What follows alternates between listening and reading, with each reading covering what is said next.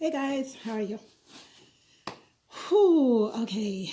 I need to catch my breath because I've had like 50 things happen on the way to sitting in front of this camera. Um, so while I was running around doing those 50 things on the way to the camera, I was just thinking about time. So I'm just going to throw my thoughts on out there before we even get started today. But yeah, I was just thinking about how well, actually, I watched an interesting video the other day about women and their menstrual cycles, and she was just talking about how much we've lost tune with cycles, with the cycles of the earth, and how because women move with cycles, that we are the keepers of the cycle, that we're the ones whose responsibility it is to keep the village in tune with the cycles of earth and with cycles of time, cycles of earth. And and it's funny because I'm a Sagittarius. Disclaimer: I'm late a good deal of the time. Not terribly late. I'm not one of those 1 hour or half an hour or anything like that. But I'm always like slide in 5-10 minutes after I'm supposed to be there. And I find time is really a struggle. And I was just thinking about that while I was getting ready for this, and just thinking about how linear time has become, because time used to be a marker of a cycle, and time isn't that anymore. Time is a communication device now, and time is a trap, because for people who flow kind of more in tune with cycles, where it's like, hey, when I get done doing this and after I finish that, then I'll come see you. That's like a cycle type of way of moving through things. And instead of getting to move in tune with cycles of what we need to do in that particular moment, we become slaves to this linear time, which is just a communication device. So if I say, I'll see you at 2 o'clock, that means that's a communication device. We both know that that means turn up around at this time and we'll see each other there. And it just, yeah, it's just not the same anymore. Time just isn't about cycles. But anyway, I'm not making excuses. I'm trying to fit with this whole linear earth that we got going on right now. I'm doing a bad job, but I'm a work in progress. So anyway, that's all I got to say about time. But since I'm speaking about communication, actually, I decided that the topic of today is going to be about communication, about communicating from the heart, And I spend probably a good deal of time on Facebook. I don't socialize that much in real life. I kind of tend to avoid human contact a lot where possible, because I'm a very spongy, have a very spongy auric field, and I just pick up just anything when I'm out and around people. And unless I'm choosing to go to a place where the energy of the people is, I can kind of guarantee that it's going to feel at least a little smooth or a little balanced in some way, pleasant somehow, then I just really dislike, being around kind of general population. But okay, I think I'm sidebarring again, sidetrack. So, right, okay, so we're talking about communication without sidetracking.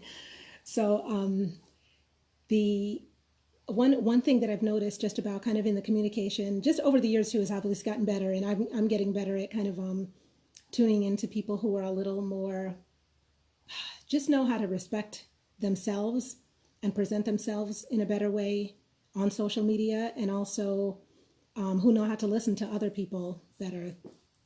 So I think as I fine tune that process inside myself, I definitely see reflected that I have a better balance of friends, better network of people that I connect to.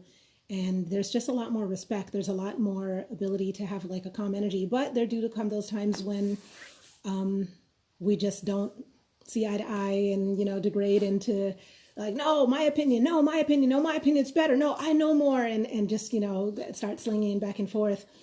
And which is so incomprehensibly ridiculous, because if you actually think about the fact that there are 7 billion human beings on this planet, and then out of this number of species, I don't even remember. I knew that back like in science class or something, but I don't even remember how many possible species. And out of every species on Earth, every one of those species has millions or billions or multi-quadrillions of members of its species. So when we think about all and every single conscious entity, from every plant, tree, flower, amoeba, bacteria, virus, all of these things, not virus maybe, but all of these things, these entities that are known to have a consciousness are all have a perspective. So like in all the perspectives of everything on earth, how can we possibly think that our one opinion, our one perspective is the right way and that it's the only one, to the point where we have to start slinging back and forth with other people to make them see our opinion and know that our opinion is the right answer and the right way? And I'm just as guilty of it as other people. I've gotten better over the years, and actually, one of the practices that I'm going to show you today is probably part of the reason that I'm doing better at communicating. Because I have extremely strong opinions. I've been doing loads of research for my entire life. I don't speak unless I know what I'm talking about. So when I speak and I say something, I'm like, no, I know that this is right. I have research and all this behind me. I have my own experiential awareness, and I know I'm definitely right, and I have that. But it took time from going from being certain of my own self and certain of my own wisdom and my experiential wisdom, my intellectual research and knowledge, to realize that regardless of how much people know or anything, how much they've researched, we all have our own perspective that's just based on our experience. And if our experience is nothing, if we have never tapped into that, say I'm having a discussion with somebody who's never been to India, I could say things about India because I've been there. I could say my experience about India. My experience is going to be entirely different than somebody who is from India and lives there, and then somebody who never went to India at all and heard about India in a movie or read something in a book. They still think they have a perspective. Like, they still have a perspective. Their perspective is based on just reading something in a book, and that's the placeholder that they're retaining information until they get the next step of something that provides them with more information. But until they get something, that next step, that's their opinion. And so we can be in a room, the three of us, arguing about India from three entirely different perspectives and all thinking that we're right. And it's pointless. We have to recognize that other people have a perspective, that how big or small it is, it's still theirs. And we can open up and share what we have in order to help people know more. But we don't have to force who we are onto anybody. There's just no point. So the yoga set. So we're going to do the same spinal column work today, because I want to stick with that one for a while to help everybody with the raising of the serpent power of the Wadjet energy going up the spine. So that's the same set that we're going to do, the same set that we've been doing in my previous lives. And then at the end, we're going to do the meditation. So it's a specific meditation that's for the heart center. It's about learning to communicate from the heart. And when we communicate from the heart, when we actually see people from here, that we can see that everybody is just the sum total of their experiences, and we're able to see that from here. When we look at people intellectually, all of our preconceived ideas, all of our social installation, all of that stuff affects what we think, how we perceive them, and whether they're better or worse than us, no more than us, no less, whether they have a right to their opinion or not, is all based on conditioning. That's all mental conditioning. But when we see people from the heart, we actually can just hear them from their own experience, and then we're able to share an experience back with them, or just receive what they have to say without feeling defensive, without categorizing ourselves as less than or more than them. And communication, when it's effective that way, it gives us the opportunity to really, really connect. And our world is becoming so disconnected. There's too many people on this planet right now. But the world is really, really becoming disconnected. And so one of the most important ways that we can help to kind of stem that tide, block that flow from just erupting and just spilling all over the place in a big mess, is to at least learn to come back to the heart, be in the heart center, be present with ourselves, and then just listen, listen and receive from others. That's what we're going to do today. So that's where I'm trying to think if there's a whole bunch of stuff that was running through my mind to share. but I'm going to go ahead and jump in. We're going to go ahead and start our postures. And I'm going to make that's what I meant to share too. It's just that I'm truly and deeply suffering out here in Florida. As you can see, I'm not in the park again. I am indoors because it is freezing cold. It is freezing cold outside. It got down yesterday, I believe, to 38 degrees.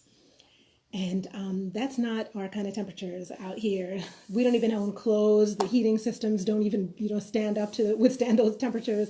So we're struggling. We're struggling. I had a friend yesterday in Seattle say that, laugh at me because it's warmer in Seattle than where he is. It's warmer in Seattle where he is than out here in Florida. But anyway, it's going to be 80s here by the weekend. So we'll be back on track. Who's that? Oh, hey, peace. So yeah, I just wanted to say, sorry, I promised everybody that I was going to be doing the yoga from the park and everything, and that is the place that I like to be, so that I can kind of withdraw, pull in that nature energy into me and renew. But I'll be pulling in the energy from my carpet today because that's all I've got. I am not going outside. I think it's in the 50s today, but like I said, I don't even own clothing for 50-degree weather, so I don't even know what to do with that. I have a sweatshirt. I don't even know if I can, show you the yoga properly with that on. But anyhow, so let's go ahead and get started. We're going to go ahead and, hey, peace. So we're going to go ahead. I love you too. We're going to go ahead and get started with the postures here. So we're going to tune in, and especially since we're doing a heart-centered meditation with the yoga set today, we're going to tune in from the heart first. So if anybody is able to, I know some people are at work and, just trying to listen in or doing other things, and you won't be able to participate till later, but if you can.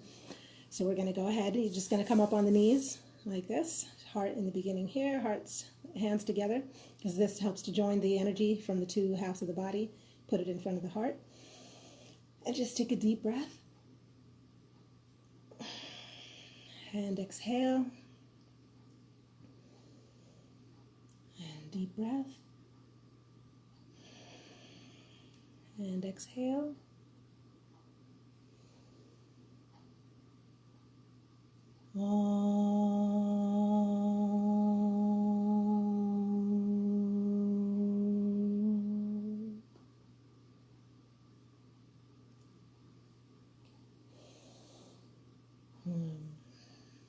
I'm just going to circle that energy around me. I am personally in a journey on working on my root chakra at the moment. So, that's what it was. Sorry, we're not starting yet. I have one more thing to say. I've always got one more thing to say. Right, specifically because, so I know a few people out here are actually working on the root chakra. It's really interesting because we have this synchrony between us of the different things that we're all working on, that we turn out to be working on, or I'm attracting the people who are working on the same thing as me, one or the other.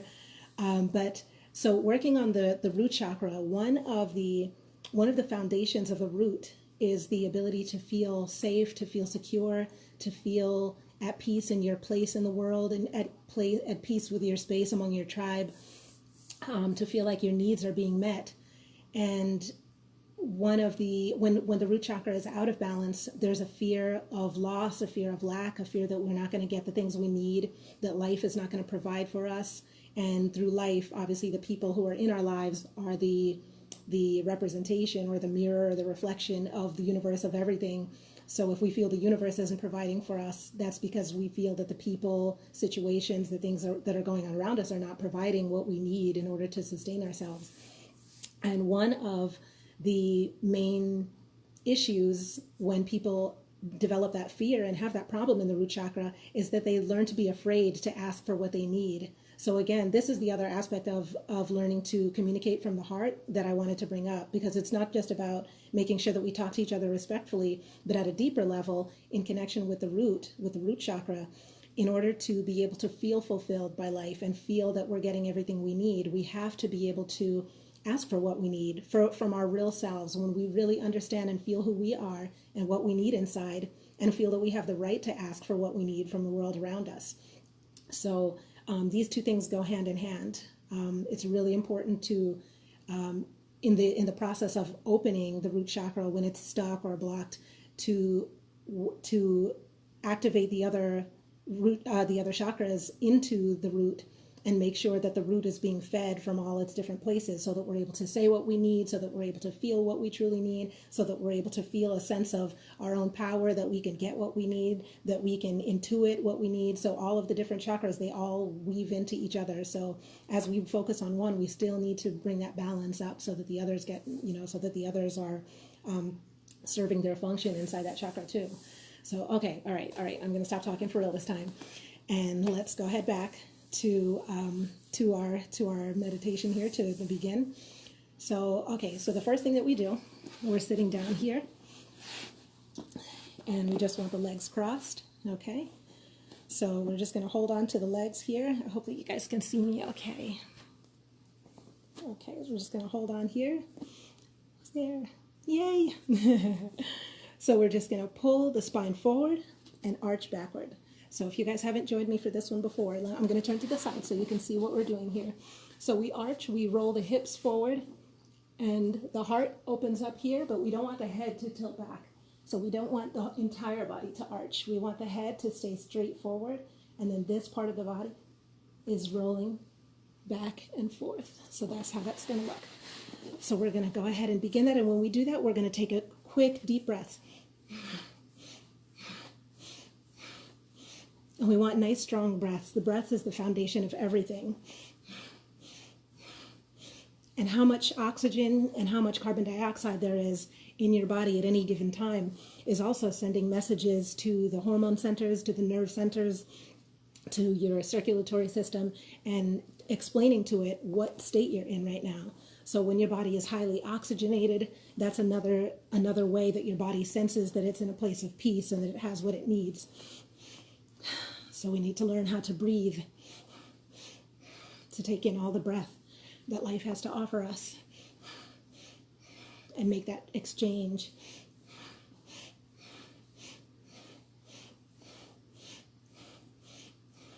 Hey Rita.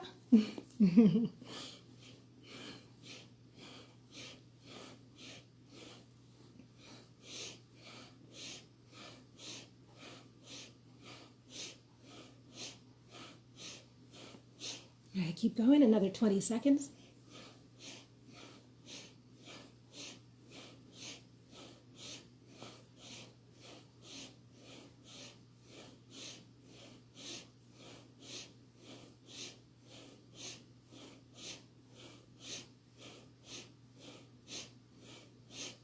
All right, come back to center, take a deep breath.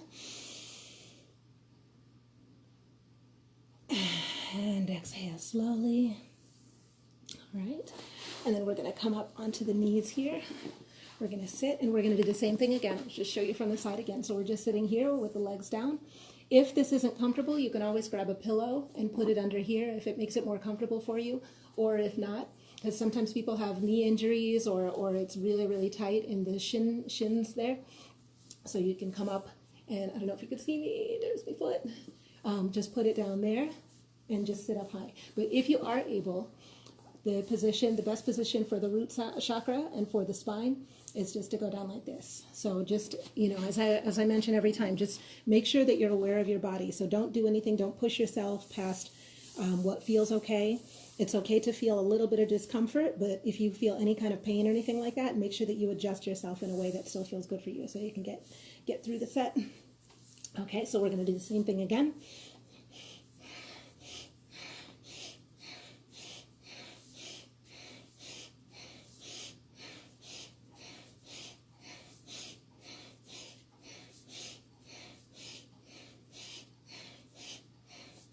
And I recommend mostly keeping the eyes closed. Sometimes I keep my eyes open because I just want to make sure that I don't look crazy over here for you guys. When I'm doing this by myself, I just keep my eyes closed. And it's always best for me, personally, I just keep my eyes focused on the third eye point here. You can focus your eyes on the heart center also.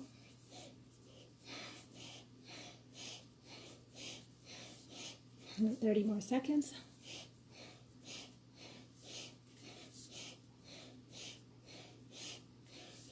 And remember to keep a nice strong breath as you're doing this. Face straight forward, no tilting the face up and down, because we want a nice strong spine. And in order to do that, to make the spine strong and flexible, and for the Wadjet, the serpent power energy, to move up, Take a deep breath. And exhale. Okay. So for the energy to move up, we need to concentrate on one area of the spine at a time. So that's how that works. Okay. So we're going to come back down to a sitting position here. Sit cross-legged or in lotus position, whatever's comfortable for you. All right. And this one, I'm going to have to swing my hair back. I remind everybody or warn everybody each time, be really careful, especially if you have longer hair. If you have short hair, it won't really bother you much. I'm just going to tuck that up behind me for a second for this posture. So what we're doing here, we get the arms up. Oh, gosh, I'm getting flappy. I should have shared that with you all. Okay, so we want the 4 fingers here to go in the front, and we want the thumbs to go in the back, at the back of the shoulder. So we're going to hold on here like this, and we're going to be twisting the spine. Okay, so we want the head to stay straight forward. If your hair is very short and you're comfortable with it, you can turn your whole entire head as you twist your spine, because this is a really fast movement. We don't want to do like this, because then we're not building up the power that's going to go into our meditation later. So we want it, this is a really sharp movement. So we're holding here. Inhale to the left. I'm not sure if I'm mirrored here or if you see me in the same way as you. So this is my left, but inhale to the left, exhale to the right.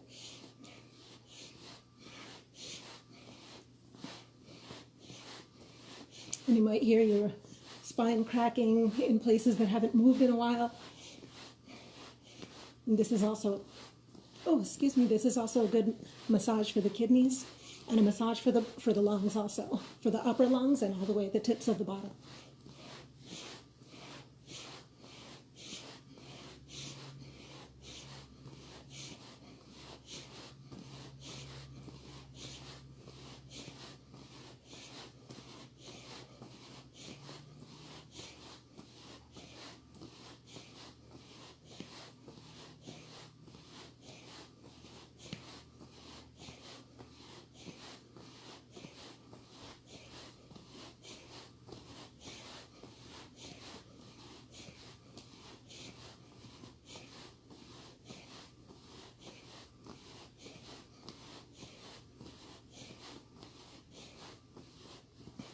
All right, deep breath and come back to center.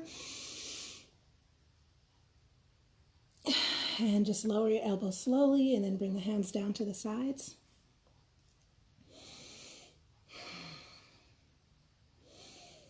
And you may start to feel the energy rising up at this point, because so we do this in segments. The way the serpent power moves, just like the serpent, so it goes in segments. So we're going up slowly, slowly, and we're working segment by segment. Because if the serpent power energy, what's called Kundalini in some systems, if the energy moves too quickly up the spine, it can start to go haphazard, it can move in any direction, and it can cause actual physical damage and cause a lot of times emotional damage also when the body can't process the new energy that's coming through it. So, okay, deep breath. All right, and then the next, we're going to put the hands together. So the left hand faces outward, the right palm faces in, and you're going to clasp on, and we're going to pull as though we're trying to pull the hands apart. So we're going to pull it, make a nice strong pull, and then from here we're actually going to flip the arms up and down. And this is addressing a really certain point that I'll explain about later in a certain area of the spine and opening up. It's called a jade gate, not sure if it's called a jade gate in other systems. But there's a specific gate there. So we're doing the same breath again. Inhale when the left elbow goes up. Exhale when the right elbow goes up.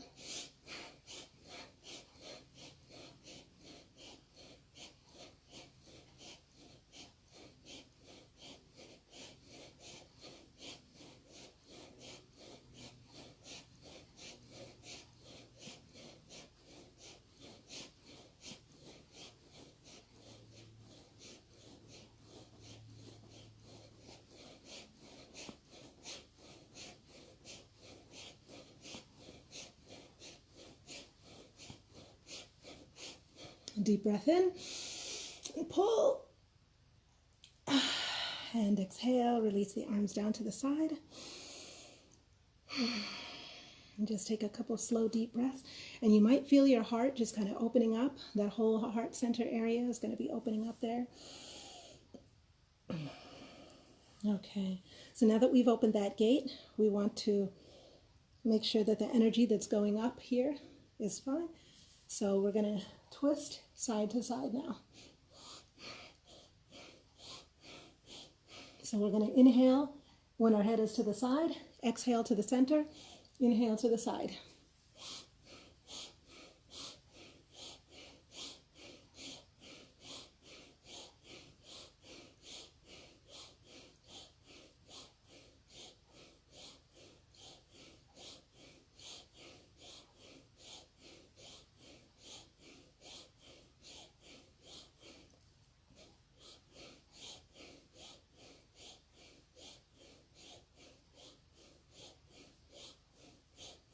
Back to the center.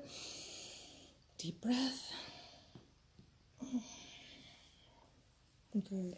Okay, the next thing, right away, we're going to just pull the spine up, pull the shoulders up here, and we're going to pinch and then drop.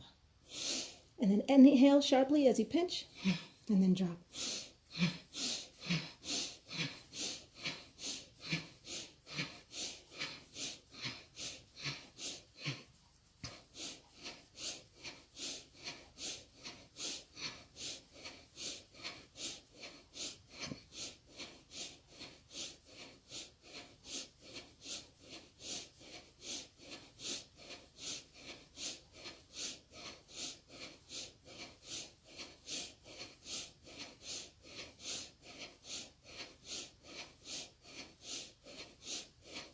All right, pinch and hold.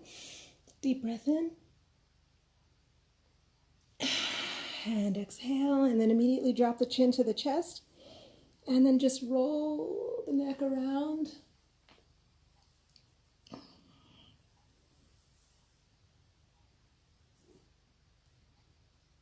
And just allow the energy, the last of the serpent power energy, to move slowly by itself. It will find its way up into your skull. Once we've moved it, drawn it up the spine, and once we've unlocked that gate that's at the back, from this point, the serpent power energy is strong because it's heavy and thick and dense when it's at the root, when it's locked in the root of the spine, but it becomes lighter as it moves up the spine. So in these parts, it's able to find its way easier. Okay, back to the center. Now, if you've noticed any kind of tingling, numbness, any dizziness, or any kind of pins and needles feelings, that's just the energy rising up. So it takes time for your nerves and your circulatory system to get used to this new sensation, this new energy that's flowing through you.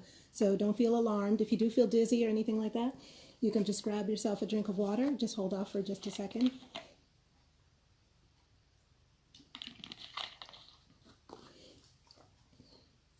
And after doing Wadjet yoga, I do recommend having a little something to eat. I do recommend having a little something. Sorry, I'm trying to read the screen. I'm super blind. Have something to eat just to give you a little grounding. Sometimes it's preferable. Sometimes we don't want to get grounded and we have the space to be able to kind of like allow our bodies to get back in tune with themselves. And other times we need to kind of get on with our day, unfortunately, with this system. So, okay, so I'm going to add something in here that we haven't done before. Oops, there we go. In the others, so what I'm going to do, I'm going to try to, let me angle it here a little bit so you can see better. So we're going to do the Wadjet pose, which is called the Cobra in some systems. Okay, let me put it right there so you can see me a little better. So we want the hands first to start here, and then we're going to draw them down so that the hands are parallel with your chest. And then we're going to put the face on the floor, and so the feet are all the way down, and then your feet are flat on the floor. And then you're going to inhale and raise yourself up. So the elbows should be tucked in close to the body here. And then you just want to take a couple of deep breaths. Now, if you're able to lock your elbows and allow yourself that much of a stretch, then go ahead and do that. So you might feel the tendons pulling in your pelvic muscles. This is really good for you because it helps open up the whole pelvic bowl, and bring in energy into that area of the body. It's excellent if you have difficulty with periods, if you have fertility issues, any kind of prostate problems. things like that. It helps to draw energy into that part of the body. So opening that up would be really good for you. And then just lower yourself slowly back down to the floor. Tuck the forehead to the floor so that the third eye point is on the floor. And just use your hands to kind of like try to push as though you're trying to push the rest of your body away from your head. And that gives a last little stretch in the spine. And then go ahead and you can come back up. All right. Okay, good. So we're going to go from here to into the meditation.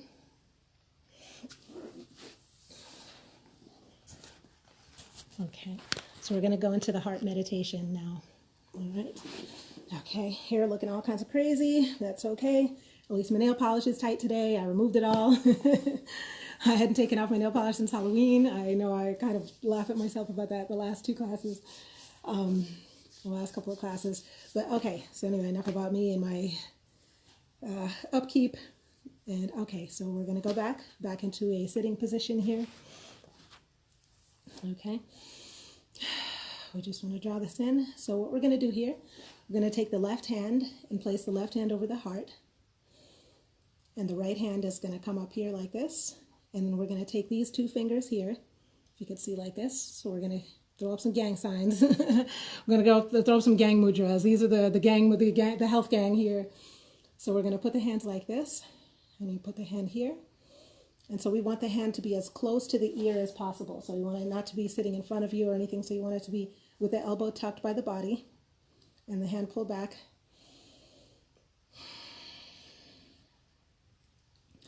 And we're going to do a chant here. And I'm going to close out with another chant that I don't usually do, that's not usually associated with this one, but because we're doing root chakra work here, I think this one can also help here. So we're going to take a deep breath, and as we exhale, we're going to exhale. And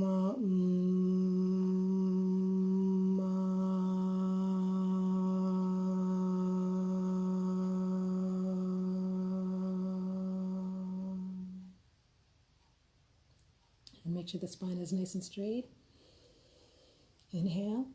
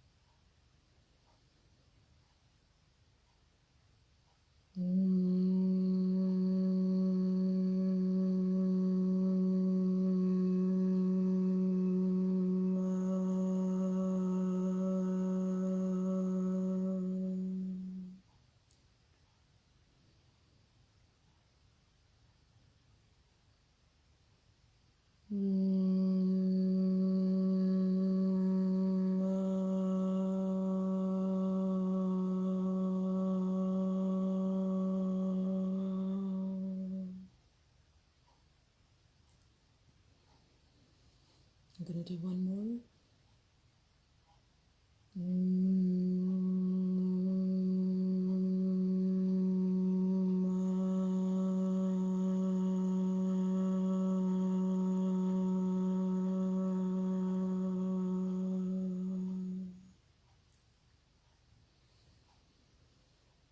And take a deep breath in and hold.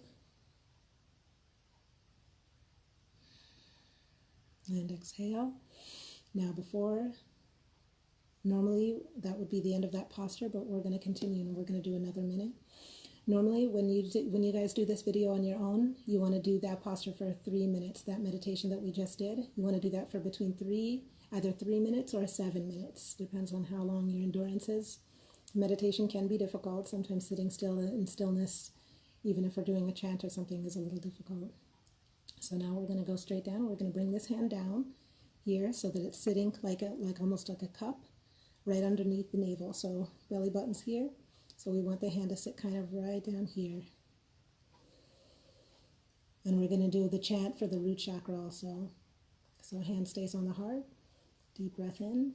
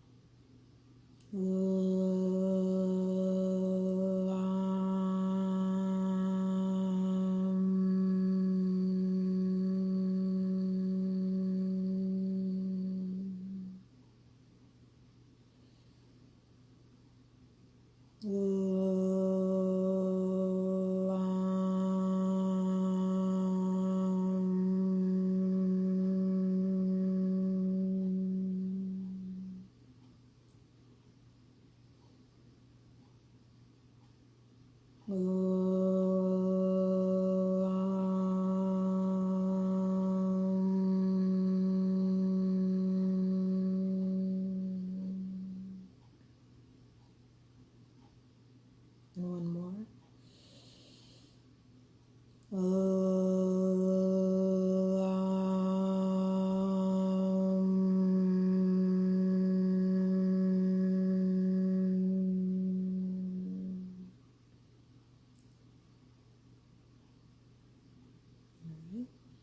And then just bring the hand up to the heart and just rest there for a moment with both hands together over your heart. Just kind of give yourself some love first. You always got to start with the self. Knowledge starts with the self. And the best things that we give out to the world start with us making ourselves right within. And that includes giving ourselves the right knowledge, the right food, the right love, the right care, the right hygiene. All of those things matter about taking care of ourselves. Because the best things that we do for ourselves is how much more we have to give out. Whatever you invest into yourself gets multiplied as you give it out. So make sure to take good care of yourself.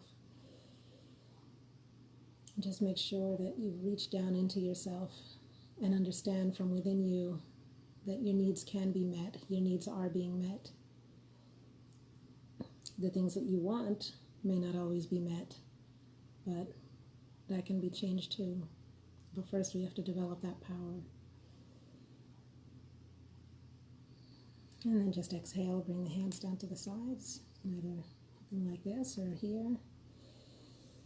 And let me just take a close look and see what we've got here. I'm just going to take a little quick walk inside and get myself plugged up here. There we go. Okay. And I'm going to go ahead and